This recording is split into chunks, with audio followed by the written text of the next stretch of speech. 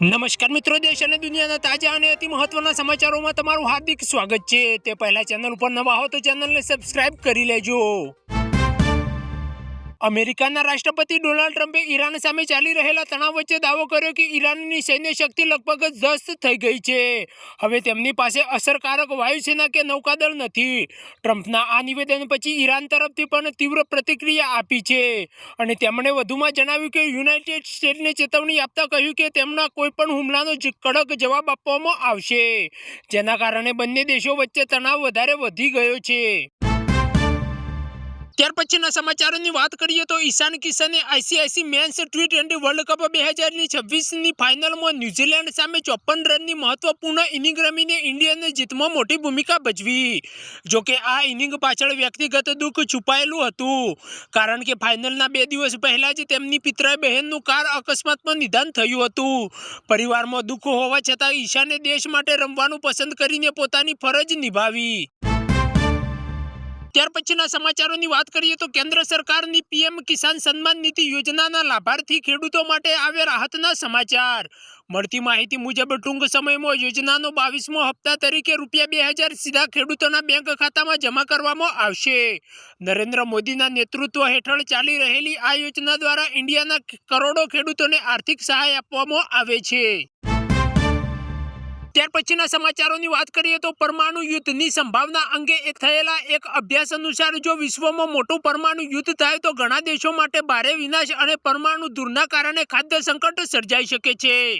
કેટલાક નિષ્ણાતાઓ માને છે કે દૂર આવેલા અને ખાદ્ય ઉત્પાદન પૂરું ધરાવતા દેશો જેમ કે ન્યૂઝીલેન્ડ અને ઓસ્ટ્રેલિયા ઉપર તેની અસર ઓછી પડશે, જ્યારે ઇન્ડિયા સહિત ઘણા દેશોમાં કૃષિ, આબોહવા અને આર્થિક વ્યવસ્થા ઉપર ગંભીર અસર થવાની શક્યતા વ્યક્ત કરવામાં આવી છે।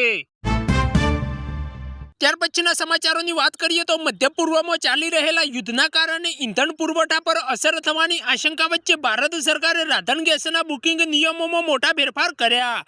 કાળાબજારી અને સંગ્રહખોરી રોકવા માટે હવે ગ્રાહકોને 2 એલપીજી બાટલાના બુકિંગ વચ્ચે ઓછામાં ઓછા 25 દિવસનું અંતર રાખવું પડશે। ત્યાર પછીના સમાચારોની વાત કરીએ તો મધ્ય પૂર્વમાં ચાલી રહેલા ઈરાન સંઘર્ષ વચ્ચે યુએઈના ભૂતપૂર્વ રાજદૂતે જણાવ્યું કે ભારતના વડાપ્રધાનના એક ફોન કોલથી પણ તણાવ ઘટાડવામાં મહત્વની ભૂમિકા ભજવી શકાય છે। તેમના અનુસાર ભારતના સારા રાજનૈતિક સંબંધો અને સંતુલિત વિદેશ નીતિના કારણે તે સંઘર્ષને શાંત કરવા માટે મધ્યસ્થની ભૂમિકા ભજવી શકે છે। ત્યાર પછીના સમાચારોની વાત કરીએ તો ઈરાન સાથે વધતા તણાવ વચ્ચે મધ્ય પૂર્વમાં ચાલી રહેલા સંઘર્ષના કારણે ક્રૂડ ઓઇલની કિંમતોમાં મોટો વધારો થયો છે।